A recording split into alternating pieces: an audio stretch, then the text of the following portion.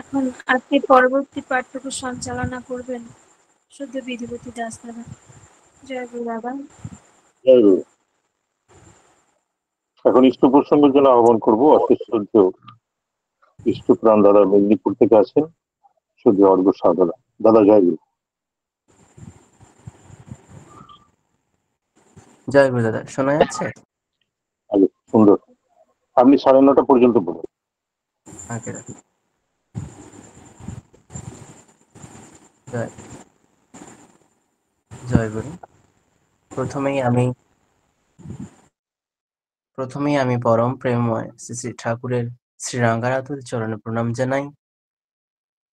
জানাই জগৎ জননী শ্রী শ্রী বড়মা শ্রী রাঙ্গারাতুল চরণে প্রণাম জানাই সৎসঙ্গে পুরোধা পুরুষ শ্রী শ্রী বরদা শ্রী রাঙ্গারাতুল চরণে প্রণাম জানাই বর্তমান আচার্যদেবের শ্রী রাঙ্গারাতুল চরণে এবং ঠাকুর পরিবারের সকলের শ্রীচরণে আমার প্রণাম এবং উপস্থিত সকল দাদা মায়েদের আমার যথাস্থানে আমার রানন্ত জয়গুরু। আজ আমরা একত্রিত হয়েছি সৎসঙ্গের মাধ্যমে। আমরা আজ দিন এগোচ্ছে, সময় এগোচ্ছে, ক্ষণিক এগোচ্ছে, আস্তে আস্তে করে এক একটা ঘড়ির কাঁটা এগিয়ে যাচ্ছে। কিন্তু আমরা কি সত্যি জানতাম আমাদের নিজেদের মধ্যে যে আমরা এতজনকে একসাথে পাবো? এগুলো হচ্ছে তারই কৃপা যে আমরা এতজন সৎসঙ্গীকে পেয়েছি। সত্যি আমরা এতটা যুগ পেরিয়ে এসেছি, বিভিন্ন রূপে, বিভিন্ন ধরনে আমরা, বিভিন্ন যুগে আমরা বিভিন্ন রকম ধরনে আমরা দেহ পরিবর্তন করেছি।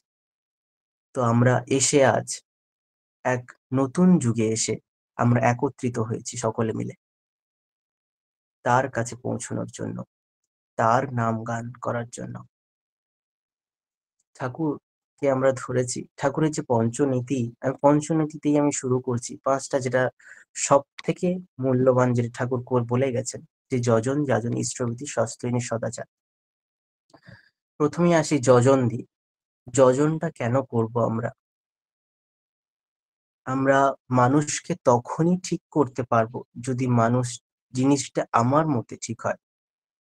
একদিন ভগবান শ্রী বুদ্ধদেব বসে আছেন, তো ভগবানের কাছে এক দাদা এসে বলছে, ঠাকুর আমি আপনার নাম গুণগান সবকিছু আমি গোটা পৃথিবীতে ছড়িয়ে দিতে চাই।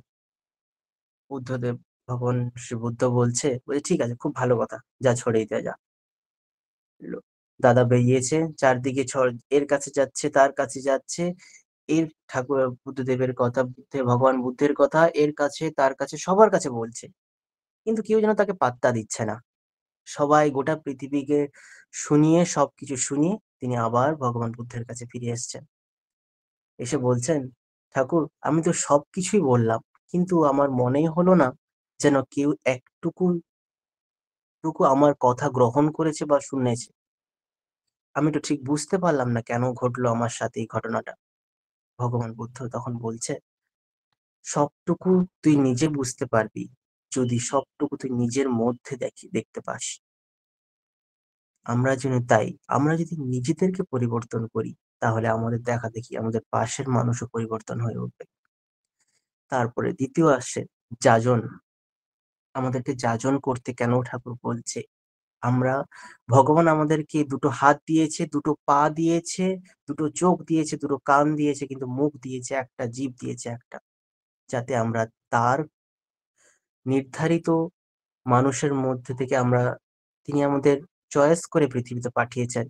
আমরা এতটাই সত্যিকার, এতটাই আমরা লাকি, বা আমরা কি এতটাই সৌভাগ্য বা গর্বিত যে তিনি আমাদের এত লক্ষ কোটি প্রাণের মধ্যে তিনি আমাদের পছন্দ করে পৃথিবীতে জন্মানোর জন্য সুযোগ করে দিয়েছেন, আর আমরা এসে তার নামগান করব না? এ কি হতে পারে কখনো? তাই আমাদেরকে যাজন করতে হবে তার নামগান। ঠাকুর বলছে, আমি প্রতিটা মানুষের ঘরে ঘরে পৌঁছে যেতে চাই তোদের কাঁধের উপর ভর করে। সেই কাঁধটুকু কি আমাদের শক্তটুকু আছে তাকে আমাদের বসানোর মতো? আমাদের কাঁধে তো অনেক কিছু ভাত রেখেছি, তাকে তো জায়গা দেওয়ার কোনো কোনো জায়গাই নেই। তার জন্য তো আমাদের ঘরের একটা কোণটুকু পড়ে আছে, ওই সকালবেলা, সন্ধেবেলা আর রাত্রেবেলা দুটো যদি একটুক্ষণ বসা যায়। আর তো কোনো আমাদের সময় নেই, কাঁধে তো আমরা অন্য কিছু বসিয়ে রেখেছি। তাই ঠাকুর যাজন করতে বলছে। 3 নম্বর আসছে ইষ্টভীতি। ঠাকুর কেন ইষ্টভীতি করতে বলছে? ইষ্টভীতি করলে কি ঠাকুর আসেন আমাদের কাছে? আমরা সকালে উঠে ইষ্টভীতি করি, সত্যি কি ঠাকুর নিতে আসেন? এক ঠাকুরকে এক ছোট্ট ছেলে প্রতিদিন সকালে উঠে ইষ্টভীতি করে। তার দাদা অন্য কারোর দীক্ষিত। তো ওর যে দাদা, ওর দাদা একজন গুরু দীক্ষিত। সে গুরু এসে সপ্তাহে সপ্তাহে বা 2-3 জন ধরে এসে সেই অর্ঘ্য নিয়ে যায়। তো একদিন দাদা জিজ্ঞেস করছে, হ্যাঁ রে, আমার গুরু তো সবসময় আসে আমার কাছে, আমার সঙ্গে দেখা করে যায়, এই করে যায়, তোর গুরু তো কখনো আসে না। সত্যি তো। ভাইটি ভাবলো, সত্যি তো, আমার ঠাকুর তো কখনো আমার কাছে আসে না, আমি তো এত ডাকি, এত ইষ্টভীতি করছি, ওই তো আসছে না কখনো। ঠাকুরের কাছে গিয়ে বলছে, ঠাকুর, আমার দাদার গুরু সবসময় ওর কাছে আসে, তুমি কি আসো না আমার কাছে? একবারও কি মনে পড়ে না আমার কথা? এত কষ্ট করে সকালে উঠে ইষ্টভীতিটুকু করি আমি তোমার জন্য। ঠাকুর বলছে, ওরে, প্রতিদিন যে সকালবেলা ইষ্টভীতি তুলিস, তো ওটা নিতে যায় কে? ওটা তো আমিই নিতে যাই প্রতিদিন। দাদাকে গিয়ে বলবি যে আমি তোর কাছে প্রতিদিন সকালবেলা যাই, যে তুই আমাকে কিছু দিবি। তাই ঠাকুর ইষ্টভীতি করার কথা বলছেন, যাতে আমরা তার সঙ্গে টাচে থাকতে পারি। আমাদের একটাই, আমরা দীক্ষা নিয়ে কিন্তু দক্ষ হওয়া যাবে না সঙ্গে। তার কথাগুলি যদি আমরা পালন করতে পারি, তবে কি আমরা জীবনে দক্ষ হয়ে উঠবো। তাই আমাদের ইষ্টভীতি করতে হবে। তারপরে আসছে স্বস্ত্যয়নী। কেন ঠাকুর স্বস্ত্যয়নী নিতে বলে? স্বস্ত্যয়নী হচ্ছে কঠিন ব্রত। সবাইকে ঠাকুর বাড়ি থেকে বলে দিয়েছে যে স্বস্ত্যয়নী প্রথাটা সবাইকে জোর করে দিতে না। কারণ ওই জিনিস এমনই জিনিস, মানুষের ভেতর থেকে না এলে কিন্তু কখনোই দিতে না বলেছে। তাকে যদি সত্যিকারে আমরা উজাড় করে দিতে পারি, সত্যিকারে তার পায়ে যদি আমাদের নিজেদেরকে সমর্পিত করতে পারি, তবেই কি স্বস্ত্য নিতে হয়।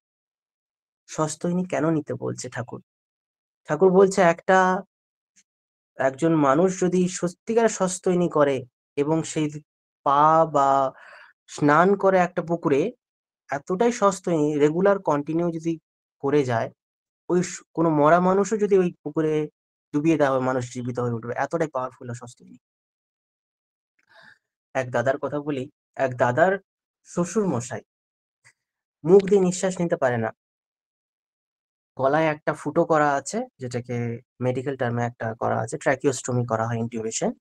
ওখান দিয়ে ওর নিঃশ্বাস প্রশ্বাস সবটুকু চলছে। তো একদিন হঠাৎ করে শ্বশুর বাড়ি থেকে খবর এলো যে শ্বশুর মশাই খুব অসুস্থ হয়ে পড়েছেন, নিঃশ্বাস নিতে কষ্ট হচ্ছে, ওষুধ টষুধ খাচ্ছেন না, কিছু খাওয়া দাওয়া করছেন না। যদি দাদার কাছে খবর আসার পর দাদা বললো, ঠিক আছে, আমার কাছে তো করার কিছু নেই, আমার কাছে ঠাকুর ছাড়া কিছু নেই, দাদা স্বস্ত্যয়নী করেন। দাদার স্বস্ত্যয়নী জল বানালেন, তৈরি করলেন সকালে উঠে, দিয়ে শ্বশুর বাড়ি গেলেন। খুব কাছেই বা শ্বশুর বাড়ি। শ্বশুর বাড়ি গিয়ে গিয়ে বলছে শাশুড়ি মাকে, মা, আপনি বাবাকে একটু কাজ করবেন, প্রতিদিন যখন খাবার দেবেন বা ওষুধ খাওয়াবেন, এইটুকু স্বস্ত্যয়নী জল ওষুধের সঙ্গে একটু করে প্রতিদিন দেবেন। জানি না কতটুকু করতে পারবো, বাকিটুকু সবটুকু ঠাকুরের হাতে। আমি আমার দিক থেকে চেষ্টা করলাম, বাকিটুকু সবটুকু ঠাকুরের হাতে। আর ওই গলা দিয়ে যখন অসুস্থ হয়ে পড়ছে, ওই গলা দিয়ে রক্ত বেরোচ্ছে। ঠিক 1 সপ্তাহ গেছে, 2 সপ্তাহ যায়নি, রক্ত পড়া বন্ধ হয়ে গেছে, মানুষটি সুস্থ হয়ে উঠেছে, খাওয়া দাওয়া করছে। যে মানুষটির বাঁচার আশা চলে গেছিল, সে মানুষটি এখনো বেঁচে আছে। এ হচ্ছে স্বস্ত্যয়নী। এক দাদা, ঠাকুরের কথাই বলি, এক এটা হচ্ছে আমার স্বস্ত্যয়নী করা উচিত। তখন শ্রী দাদা বেঁচে ছিলেন, জীবিত ছিলেন। তখন শ্রী দাদা তখন ভুবনেশ্বরে এসছেন। ভুবনেশ্বরের মন্দিরে, বড় মন্দির ভুবনেশ্বর, সবাই তো জানবেন যে ভুবনেশ্বরে হচ্ছে বড়দা সেখানে ইট স্থাপন করে গেছিলেন, যেখানে ঠাকুর সব থেকে বলে গেছিলেন যে এইখানে একটা মন্দির হবে, যেটা আমার মনের মতো মন্দির হয়ে উঠবে। এবং সেখানে বড়দা এখনো পর্যন্ত একটা যে ইট গেঁথে দিয়ে গেছিলেন, সেটা এখনো পর্যন্ত সুন্দরভাবে রাখা আছে ভুবনেশ্বর মন্দিরে। তো সেইখানে দাদা বসে আছেন। তোর আগের কথাটা বলি। তো এক এক দম্পতি, তার স্ত্রী, দম্পতির স্ত্রী হচ্ছে এতটাই পরিষ্কার পরিচ্ছন্ন থাকার কথা থাকে, ঘরে একটুকু নোংরা পর্যন্ত থাকে না, ও সবকিছু গোছানো পরিষ্কার এতটাই মানে হয়ে গেছে। কিন্তু ওর মধ্যে এমন একটা জিনিস চলে এসছে যে সাধারণত মানুষ পরিষ্কার পরিচ্ছন্ন থাকে ঠিক আছে, কিন্তু ও যেন অতিরিক্ত হয়ে উঠেছিল। এমন হয়ে উঠেছিল শেষ পর্যন্ত ওনার এমন একটা রোগ ধরা পড়লো যে ও বিছানায় শয্যা হয়ে গেল, প্যারালাইজড হয়ে গেছে। কোনো ডক্টর, আয়ুর্বেদিক, এলোপ্যাথিক, কোনো ডক্টর, কোনো মেডিসিনের কোনো কিছু বাকি রাখেনি ওর হাজব্যান্ড। সবটুকু দেখানো হয়ে গেছে, কিন্তু কোনো রোগ ধরতে পারছেন না। কি হয়েছে মানুষটার? এত কিছু মেডিকেল সায়েন্স যতটুকু পর্যন্ত যাওয়া উচিত দাদা ততটুকু পর্যন্ত করেছে, কিন্তু কিছুই করতে পারেনি। তখন ঐশী দাদা কি করেছে, ভুবনেশ্বরে দাদার কথা শুনেছেন, শিশি দাদা তখন ওখানে ভুবনেশ্বরে আছেন, ওখানে গেছেন। তো ওখানে এক ঋত্বিকের মাধ্যমে নিবেদন করার জন্য গেছেন।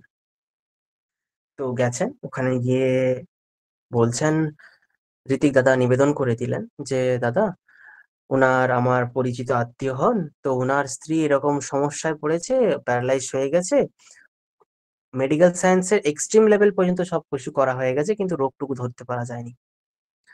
দাদা সেখানে বসে বসে বলছে, কিছুক্ষণ বলার পর বলছে, ওকে কি কোনো পোকায় টোকায় কামড়েছে নাকি? বলছে না তো, কোনো পোকায় কামড়ায়নি, কিছু দাগ টাগ নেই। দাদা চুপ করে রয়ে গেলেন, কিছু বললেন না। আবারও জিজ্ঞেস করা হলো, দাদা কি করব? দাদা কোনো কথাই বললেন না। তখন যে ঋত্বিক দাদা বেরিয়ে মানে সব শেষ করে, সৎসঙ্গ শেষ হলো, ঋত্বিক দাদা বেরিয়ে এলেন, এই দাদাকে বলছেন, দেখো সবটুকুই তো হলো, দাদা তো কিছু বললেন না, কিন্তু একটু জিনিস মনে রাখবে, দাদা কিন্তু চুপ করে থেকেছেন, কিচ্ছু বলেননি। তখন আর ওই দাদা যাকে বলেছে, তিনি এতটাই ঠাকুরে বিশ্বাস করতেন, বলে ঠিক আছে, মেডিকেল সায়েন্স তো হেরে গেছে, দাদা চুপ করে আছেন মানে কিছু একটা হবে, ও যখন বলেছে কিছু একটা হবে তখন হবেই নিশ্চয়ই। ঠিক 1 সপ্তাহের মাথায় ওনার বোনে টিবি রোগ ধরা পড়লো, যেটার জন্য ওনার এত সমস্যা। তাই আমাদের ঠাকুরকে ধরা উচিত। আমরা তারপরে যেটা আসে, সদাচার। সদাচার কেন করব? আমরা সদাচারটা কিরকম ভাবে করব? ঠাকুর যেরকম ভাবে বলে গেছে সবটুকু যদি আমরা ঠিক ঠিক মতো মেনে চলতে পারি, খাওয়া দাওয়া থেকে, পরিষ্কার থাকা থেকে, পরিষ্কার বাসনে খাওয়া দাওয়া থেকে, সবটুকু থেকে। ঠাকুরের একটা বাণীতে একটা জায়গায় লিখেছেন যে আমরা যদি কোনো নিচু জাতিরও যদি আমরা পরিষ্কার পরিচ্ছন্ন বাসনেও দেয়, সেটা কিন্তু খাওয়ালে আমার জাত যাবে না। ভগবান জগন্নাথ যখন পুরীর মন্দিরে ছিলেন, একদিন তাকে খেতে দিয়েছেন, কিন্তু খাননি, না খেয়ে বসে আছেন। কেন খাননি? পরে জানা গেল ভগবান জগন্নাথ বিগ্রহের মধ্যে ছিলেনই না। কারণ তাহলে খাবেন কি করে? না কোথায় গেছিলেন? না এক নিচু জাতি একজন একজন বুড়ি, সে তার নিজ কষ্ট করে পরিষ্কার বাসনে ভগবান জগন্নাথের জন্য খিচুড়ি রান্না করেছিল, তাই তিনি সেখানে জগন্নাথ খেতে গেছিলেন। এবং এসে তারপর থেকে ওই খিচুড়ির যে ভোগটা ভগবান জগন্নাথকে আজও 56 ভোগের মধ্যে দেওয়া হয়। তাই ভক্তি যেখানে থাকবে সেখানে কিন্তু সবকিছু হতে পারে। আমাদেরকে আগে ভক্তিটুকু আনতে হবে, তার প্রতি অগাধ বিশ্বাসটুকু আসতে হবে, তাহলেই কিন্তু সব হবে। তাই একটা গান আছে না, যে তুমি না রাখিলে চরণে স্বামী, তব কোথা যাই। সত্যি তো, তার চরণে যদি ঠাঁই নাই পাই, তাহলে আমাদের জীবনটুকুই বৃথা। আমাদের জন্মাষ্টমী করাও বৃথা, তার ভাদ্র মাস করাও বৃথা, যদি তাকে আমরা নিজেদের মনের মন্দিরে স্থান না দিতে পারি। ঠাকুর বলছেন, আমার জীবনে সবটুকুই আমার মায়ের জন্য করা, মায়ের খুশির জন্য করা। আমি জীবনে কিচ্ছুটি চাইনি একমাত্র মায়ের খুশির জন্য। আমার মাটুকু, যে মা যা চাইবেন তাই হবে, ঠাকুর কিন্তু বলে গেছিলেন শেষ মুহূর্ত পর্যন্ত।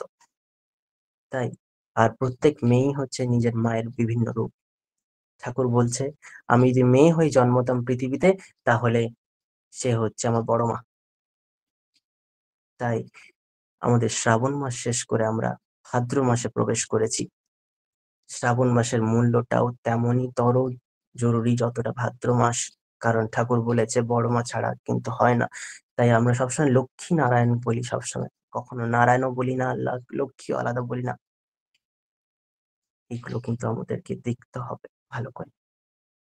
ঠাকুর বলছে একদিন আমরা সত্যি তো এতটা, এখন যা পৃথিবীতে যেরকম ভাবে দাঙ্গা এসব চলছে, একদিন মা লক্ষ্মী বসে আছেন বৈকুণ্ঠে নারায়ণের পায়ের কাছে, বলছে ঠাকুর পৃথিবীতে আমি সবটুকু দেখতে পাচ্ছি, কোথাও দেখছি দুঃখ, কোথাও দেখছি কান্না, কোথাও অনেক কিছু দেখতে পাচ্ছি, চারিদিকে তাকালেই সব দেখতে পাচ্ছি, কিন্তু একটা জিনিস দেখতে পাচ্ছি না।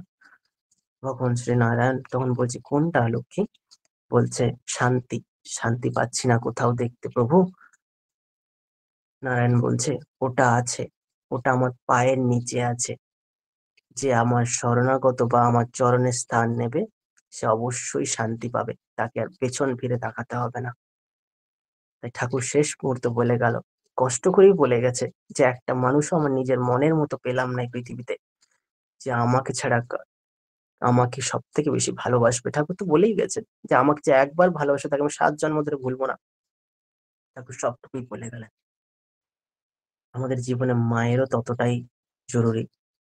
প্রভু আমাদের এত লক্ষ কোটি প্রাণের মধ্যে বেছে আমাদের পৃথিবীতে পাঠিয়েছে, আর মা বাবাকে পাঠিয়েছে পৃথিবীতে লক্ষ্য রাখার জন্য। আমি আজকে এই শ্রাবণ মাস যেহেতু শেষ হয়েছে, ভাদ্র মাস শুরু হয়েছে, ঠাকুর জীবনে মাকে কেন গুরুত্ব দিয়েছেন এতটা এইটুকু বলবো আগে, যে মায়ের জরুরি কত এই পৃথিবীতে। এক সন্তান পৃথিবীতে টিউশন পড়ে করে বাড়ি ফিরেছে, প্রচন্ড বজ্রপাত বৃষ্টি হচ্ছে, ভিজে ভিজে বাড়ি ফিরেছে, খুব রাত্রি হয়েছে। ছেলেটার বোন বেরিয়ে এসছে, এসে বলছে তুই একটু দেরি করে আসতে পারলি না, গাটা ভিজে গেল। ছেলেটার ভাই এসে বলছে তুই ছাতা নিয়ে যেতে পারলি না, দেরি হয়ে গেল। মা বেরিয়ে এসছে, মা এসে বলছে এই মেঘটাই যত সমস্যা, মেঘটা যদি আর একটু দেরি করে আসতো আমার খোকা হয়তো ভিজতো না। এই হচ্ছে আমার মা। আমরা বিল গেটস এর নাম শুনেছি। বিল গেটস ধনী ব্যক্তি। তিনি একদিন এক একটা জায়গায় তার লেকচার ছিল, প্রফেসর তো গেছেন, ওখানে গিয়ে বলছে পৃথিবীতে সেদিন খুব ক্লান্ত বিল গেটস। দাদা আওয়াজ আসছে না। শোনা যাচ্ছে না? না না শোনা শোনা যাচ্ছে। যাচ্ছে, শোনা যাচ্ছে। শোনা যাচ্ছে, শোনা যাচ্ছে। বাবা শুনতে পাচ্ছি বাবা। তারপরে বিল গেটস ওখানে লেকচার দিচ্ছে, লেকচারের বলছে পৃথিবীতে আমি অনেক কিছু দেখেছি, কিন্তু আমি একটা জিনিস আজকে বলবো, যে আমরা যদি সত্যিকারে কিছু দিনের জন্য বা কিছু ক্ষণের জন্য আনন্দ পেতে চাই, তাহলে যাই একটু ঘুরে আসি, একটু বনবাস থেকে বা কোথাও ভ্রমণ করে আসি। যদি আমরা কয়েক মাসের জন্য আনন্দ পেতে চাই বা কিছু বছরের জন্য আনন্দ পেতে চাই, তাহলে একটা জীবনে কোনো স্ত্রী সঙ্গী খুঁজে নিতে হবে।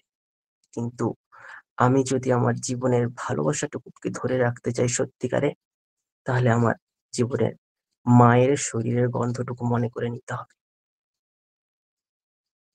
কতটা বড় মানুষ হয়ে তিনি এই কথাটুকু বলে গেছেন। মা কতটা জরুরি জীবনে, তিনি সবটুকু বলে গেছেন। ঠাকুর তখন খুব ছোট্ট, বাবা অসুস্থ হয়ে গেছেন। মা বলছে হ্যাঁ অনুকূল যা তো, বাবা অসুস্থ হয়েছে, যা গিয়ে ওষুধ নিয়ে আয় ডাক্তার বাড়ি থেকে। ঠাকুর বলছেন মা আমি যাব কি করে, আমার পায়ে তো কেটে গেছে, পদ্মা পেরিয়ে ডাক্তার বাড়ি যেতে হবে অনেক দূর। মা ডাকলো কাছে, এসে বলছে ও কিচ্ছু হবে না, তুই যা, তোর বাবাকে ঠিক করাটা আগে প্রয়োজন। ঠাকুর গেছেন, মা বলেছে গেছেন, ডাক্তার বাড়ি থেকে ওষুধ নিয়ে পদ্মা পেরিয়ে এসে ঠাকুর বালির চড়ায় অজ্ঞান হয়ে পড়ে গেছে। আর যেখানে কেটে গেছে ওখানে ইনফেকশনের মতো হয়ে গেছে, এতটা ফুলে এতটা ব্যথা নিয়ে ঠাকুর হাঁটতে পারছেন না। কিছুক্ষণ অজ্ঞান থাকার পর ঠাকুরের জ্ঞান ফিরেছে। জ্ঞান ফেরার পর ঠাকুর বলছে সত্যি তো, আমি এতক্ষণ ওষুধ নিয়ে ফিরিনি কেন? আমাকে তো মা কখন বলেছে ফিরতে, কেন আমি ফিরিনি এত ওষুধ নিয়ে? তখন বলছে ব্যথাটাকে চোখের সামনে নিল, চোখের সামনে নিয়ে বলছে আরে ব্যথা, এটা আমি আমার কি করে শুয়ে আছি? আমার মা বলেছে আমার কিচ্ছু হবে না, আর আমার মায়ের থেকে তুই কি এত শক্তিশালী হয়ে গেলি? এটা তো সম্ভব নয়। তাই আমার মা হচ্ছে পৃথিবীতে সব থেকে বড় দামি। ঠিক ওই হাতে ওই ব্যথা অবস্থায় ওষুধ নিয়ে এসে ঠাকুর তার মাকে ধরিয়ে দিলেন, কারণ তিনি জানতেন আমার পৃথিবীতে সবটুকু আমার মায়ের জন্য করা, আর আমার মা যা বলেছেন তাই হবে। ঠাকুর কিন্তু শেষ জীবন পর্যন্ত তার মাকে সব থেকে বেশি ভালোবেসে গেছেন, কারণ মা ছাড়া কিচ্ছু জানেননি তিনি। আর শেষেও বলে গেছেন, আমি জীবনে যতটুকু করে গেছি আমার মায়ের সুখের জন্য, আমার মায়ের ভালো থাকার জন্য সবটুকু তিনি করে গেছেন। ঠাকুর, আমরা জামতলার প্রাঙ্গণে জানতাম যে জামতলায় প্রাঙ্গণে দেওঘরে ওখানে যে অশরীরী আত্মারা ঠাকুরের সঙ্গে রাত্রেবেলা দেখা করতে আসতেন, সতীশ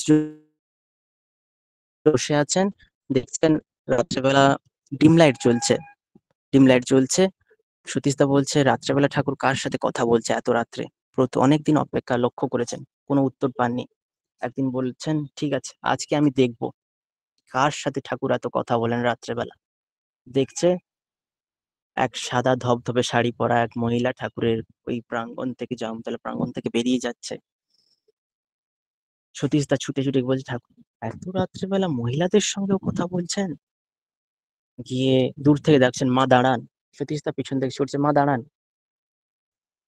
মা কিছু দাঁড়াতে দেখেন মাতা মনমোহিনী দেবী। বলছে মা, তুমি এখন, তোমাকে নিজ হাতে আমি শ্মশানে দাহ করে এসেছি, আর তুমি এখন? মাতা মনমোহিনী কাঁদতে কাঁদতে বলছে সতীশ, আমি তো ছোটবেলা থেকে অনুকূলকে অনেক মেরেছি, অনেক প্রহার করেছি, কিন্তু ওকে আমি বুঝতে পারিনি ওকে। আমি বুঝতে পেরেছি ও যে এই যুগের ভগবান, সেটা আজ আমি ওকে বলে গেলাম, আর ওকে আমি প্রণাম করে বলে গেলাম যে অনুকূল তুই এই যুগের ভগবান। তাহলে মায়ের আশীর্বাদটুকু কতটা দরকার। ঠাকুর বলছেন কোনো মা যদি সকালবেলা ইষ্টভীতি করে স্বস্ত্যয়নী করে তার সন্তানের মাথায় হাত বুলিয়ে দেয়, সেই সন্তানের সে যদি সেদিন মৃত্যুযোগও থাকে, সে তার মায়ের কাছে না এসে ফিরে এসে তার মৃত্যু হবে না। এতটাই পাওয়ারফুল একজন মা একটা সন্তানের জীবনে। ঠাকুর এতটাই বলে গেছে, আর যে সন্তানের যে সস্তৈনী করছে তিনি এতটাই পাওয়ারফুল। ঠাকুর সবটুকুই আমাদের জন্য দিয়ে গেছেন, তিনি সবটুকুই দিয়ে গেছেন, আরো রেখে গেছেন আমাদের ভবিষ্যতের জন্য, যে আগামী 10,000 বছর কাউকে আসতে হবে না, বংশ পরম্পরায় আজ লীলা করে যাচ্ছেন। তাও কি আমরা তা আলোর দিকে পেছন ফিরে অন্ধকার অন্ধকার বলে চিৎকার করে বেড়াচ্ছি? তাকে কিন্তু এখনো পর্যন্ত আমরা বুঝতে পারলাম না। সত্যি কিন্তু জীবনে কি আছে, আমাদের জীবনে কতটুকু। আমি একটা কলকাতায় হসপিটালে একটা কাজ করি, সারাদিন ছোটাছুটির পরে সকাল থেকে যাচ্ছি। আজ আমার মর্নিং ডিউটি ছিল, সকালে গেছি, সকাল থেকে এই কাজ ওই কাজ, 6-7টা পেশেন্ট নিয়ে এই কাজ ওই কাজ। পেশেন্ট গুলো যখন বাড়ি যাচ্ছে বলছে হ্যাঁ বাবু, তোমার জন্য আজ আমি ভালো আছি, তুমি এতটা আজ লক্ষ্য করে রেখেছো বলে আজ আমি ভালো আছি। পেশেন্টটা তার বাড়ির লোকের কাছে বলছে ও এই করে ওই করে, ওর মতো ছেলে আমি দেখিনি, ওর মতো ব্যবহার আমি দেখিনি, ওর মতো সন্তান আমার জীবনে দেখিনি, এর থেকে বড় কি আছে? এটাই দেখে বোঝা যায় আমার ঠাকুর কেমন, আমাকে দেখে যেন চিনতে পারে আমার ঠাকুর কেমন। আচার্যদেব কিন্তু ওটুকুই বলেছেন যে এমন ভাবে থাকতে হবে, এমন ভাবে আচরণ করতে হবে যাতে সবটুকু বোঝা যায় আমার ঠাকুর কেমন। তাহলে কিন্তু সবাই আমার দিকে আকৃষ্ট হয়ে আসবে।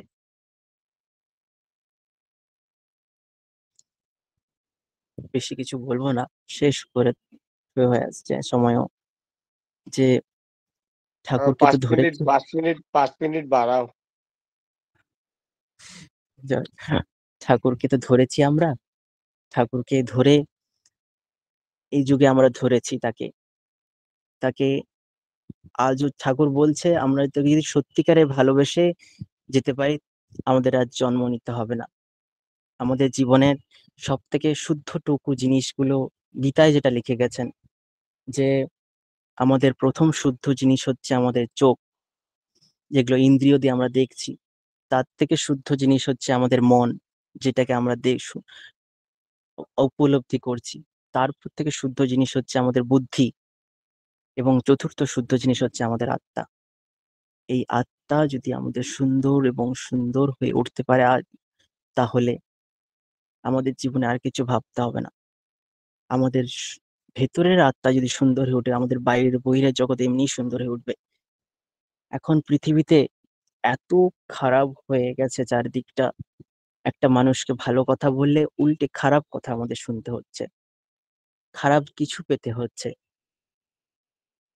মানুষের কাছ থেকে হয়তো কষ্ট পাচ্ছে, কিন্তু শেষে এইটুকুই ভাবতে হবে যে জীবনে ওঠা বাড়ার পথে চড়াই উতরাই আছে, কষ্ট হচ্ছে, কিন্তু এইটুকুই ভাবতে, আমরা ঠাকুরের মানুষ, কষ্ট যেমন দিচ্ছেন তিনি আবার কষ্ট হরণও করবেন। তিনি তিনি এইটুকু করে দেখে নিতে চাইছেন যে আমার সন্তান তো কতটা কষ্ট সহ্য করতে পারে, দেখি না কষ্ট সহ্য করে আমার সন্তান আমাকে ডাকতে পারে কিনা।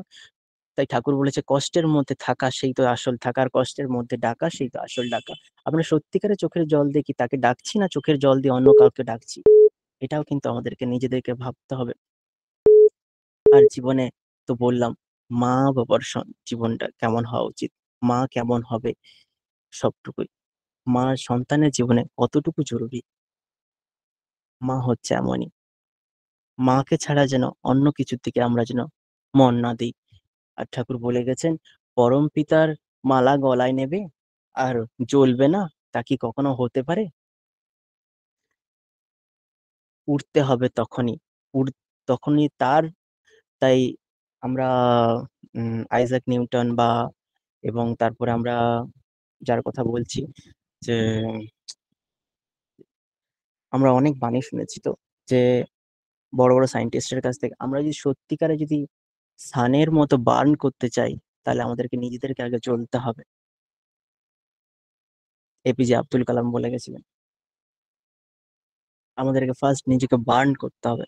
তো তেমনই ঠাকুরকে ধরেছি তো কষ্ট অনেক আসবে, সবটুকুর মধ্যে তাকে ডাকতে পারিছি কিনা। এক ছেলের ব্রাহ্মণ সন্তানের পৈতা হয়, তার মা যখনই পৈতা হয় তখনই ঝড় সমস্যা অনেক কিছু আসে, তার পৈতা হয় না। যতবার করতে গেছে ততবারই মা ছুটতে ছুটতে ঠাকুরের কাছে গেছেন, ঠাকুর পার্লারে বসে হুক্কা খাচ্ছেন। বলছে, ঠাকুর তুমি কি আমার সন্তানের কখনোই ভালো চাও না? তুমি কি চাও আমার সন্তানের ক্ষতি হোক? যতবার এই সময় ও অনুষ্ঠান করতে যাই তখনই তুমি এই কাজগুলো করো, তুমি কি চাও না? ঠাকুর সব ফেলে দিয়ে ছেড়ে দিয়ে উঠে পড়ছে, তোর কি চাই বল, গাড়ি বাড়ি ধন সম্পত্তি কি চাই বল। মা এতটাই ভয় পেয়ে গেছে, বলছে, ঠাকুর আমি সত্যি ভয় পেয়ে গেছি, এতটা আমি চাই না, তোমাকে চাই ঠাকুর, আর কিছু চাই না। সত্যি যদি আমাকে চাস তাহলে কষ্ট সহ্য করতে শেখ। আমরা যদি সত্যিকারে তাকে কষ্ট করে সহ্য করতে পারি, আমরা যদি সত্যিকারে তাকে আমাদের মনের মন্দিরে স্থাপন দিতে পারি, তাহলে দিনের শেষে দীনবন্ধুর দেখা পাবো অবশ্যই আমরা। দীনবন্ধু সবসময় হাত বাড়িয়ে আছে আমাদের, তিনি কখনোই আমাদের হাত ধরবেন না যতক্ষণ না আমরা আমাদের হাতটুকু তার হাতের মধ্যে রাখছি। তিনি হাত বাড়িয়ে আছেন আমাদের নদীটুকু, আমাদের জীবনটুকু এই পার করে দেওয়ার জন্য। শুধু তার হাতে বিশ্বাস করে হাত রেখে, যে প্রভু তুমি আছো, আমার আর কাউকে চাই না জগতে, সবগুলোই প্রবৃত্তি, আর আমার কাউকে চাই না, তুমি আছো, তোমাকে ধরেই আমি জীবন সংসার পার হয়ে আমি অনুভব জগতে চলে যাব। এই হচ্ছে আমার ঠাকুর। আর ঠাকুর কেমন সেটা যেটা আমাকে দেখে চলতে পারে। তাই ঠাকুর বলছে, আমি সবার ঘরে ঘরে পৌঁছে যেতে চাই, তোদের কাঁধের উপর ভর করে একটু শক্ত করে রাখ কাঁধটুকু। ডিপি ওয়ার্কস এখন যেটা করতে বলেছেন, আধার কার্ডের সঙ্গে লিঙ্ক করতে বলেছে, এগুলো সবাই করে নেবেন। এইটুকু করলে আমরা যেন মনে করি আমরা তার সঙ্গে আরো একটু বেশি যুক্ত হতে পারছি। দেওঘর থেকে যেরকম ভাবে নির্দেশ হচ্ছে সেরকম যদি করতে পারি, সত্যি আমাদের আচার্যদেব খুশি হবেন, অবিন্দাতা খুশি হবেন। আর ওরা খুশি হলে ওদের মধ্যে আমার প্রভু খুশি হচ্ছেন, ওপর থেকে দেখছেন যে আমার সন্তানরা আমাকে নিয়ে কাজ মেতে আছেন, আমার সন্তান আমাকে নিয়ে কাজ করছেন, আর কিছুতেই চান না তিনি। দিনের শেষে যেন তিনি এইটুকুই শুনতে চান, যে হ্যাঁ পিতা, আজ দিন কেটেছে তোমার কৃপায়, তোমার জন্য। আজ দিনের সূর্য উঠে, কাল সূর্য আমাদের জীবনে উঠবে কতটা আমরা জানি না, কিন্তু এইটুকু জানি, যদি সূর্যটুকু উঠছে না তাকে নিয়ে উঠতে পারি, এবং চন্দ্র যখন বা সূর্য অস্ত যাবে তাকে নিয়ে যেতে পারি, আর কিছু চাই না। তিনি আমাদের চোখ মেলে দেবেন যেমন, তিনি আমাদের চোখটুকু বুঝিয়েও দেবেন। আর কিছু বেশি বলবো না। আজ ভাদ্র মাস শুরু হয়েছে, আমরা যেন এই মাসটুকু তাকে ভালোবেসে পালন করতে চাই, পালন করার মতো নয়, ভালোবেসে যেন পালন করতে পারি, তার কথাগুলি মেনে চলতে পারি জীবনে, তাহলে আমাদের জীবনটাও খুব সুন্দর হয়ে উঠবে। সবাইকে জয় গুরু। সবার মঙ্গল প্রার্থনার প্রভুর চরণে রাখি আমি ক্ষুদ্র বক্তব্য এখানে শেষ করলাম। জয় গুরু। জয় গুরু। ইষ্টপ্রাণ পরিবারের এক ইষ্টপ্রাণ দাদা রুনুমা, একটু মিউট করুন না। ইষ্টপ্রাণ দাদা সহ্য অর্ঘ্য সাউ দাদা মেদিনীপুর থেকে গাজন মুখর ইষ্ট প্রসঙ্গ করলেন। এই শস্যনি জল সেবন করলে কি হয়, মরা মানুষও বেঁচে যায়। তারপরে ভগবান বুদ্ধদেবের লীলার কথা তুলে ধরলেন, খুব ভালো লাগলো। সবচেয়ে যেটা বড় হাইলাইট হলো, প্রভু তার মাকে নিয়ে কি জগৎটায় এসেছিলেন, তিনি যে যা কিছু করেছেন মায়ের জন্য তার ঘটনা তুলে ধরলেন। মায়ের প্রতি যে ভালোবাসা, বিশ্বাস, অকাট্য যে বিশ্বাস, যে অবশ্যই তার তিনি তুলে ধরলেন। এবং আমাদের জীবনে সবচেয়ে আমাদের মন, আত্মা সুন্দর জিনিস অনেক আছে, তার মধ্যে শ্রেষ্ঠ চারটে সুন্দর জিনিস। আমাদের আত্মা হচ্ছে শ্রেষ্ঠ সুন্দর। সুন্দর করে আলোচনা হলেন, আমরা সকলে জাগৃত হলাম। পরম পিতা রাতুলডাঙ্গা শ্রীচরণে শ্রদ্ধেয় দাদার এবং দাদার পরিবারের প্রতি প্রত্যেকে কৃষ্ণচ্ছল মঙ্গলময় জীবন প্রার্থনা করি। সুখে থাকেন, আনন্দে থাকেন, বিধাতাকে মাথায় নিয়ে সপরিবার পারিপার্শ্বিক সারাটা জীবন দীর্ঘায়ু জীবন লাভ করে, এই কাতর প্রার্থনা পরমেশ্বরের রাতুলডাঙ্গা শ্রীচরণে। এখন আমরা ভক্তি